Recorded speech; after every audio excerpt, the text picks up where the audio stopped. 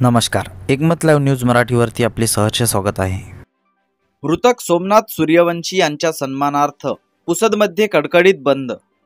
परभणी येथे भारतीय संविधानाच्या प्रतिमेची विटंबना प्रकरणी निषेध करण्यासाठी रस्त्यावर उतरलेल्या भीमसैनिकांपैकी सोमनाथ सूर्यवंशी या भीमसैनिकाचा पोलीस कस्टडीमध्ये मृत्यू झाल्यामुळे पुसद येथील भीमसैनिक व संविधान प्रेमी लोकांनी बंदचे आवाहन केले होते।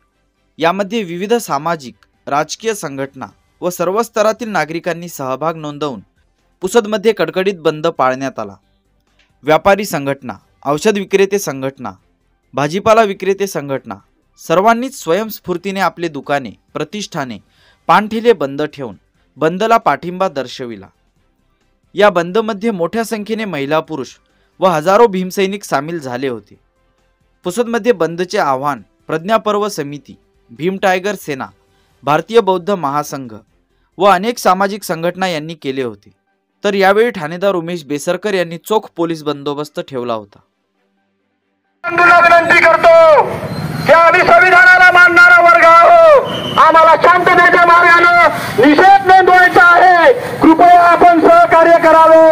आम्हाला संपल्याच्या नंतर कुणीही आपलं प्रतिष्ठान परत उघडू नये। सर्व व्यापारी बंधूंना नम्र विनंती आहे।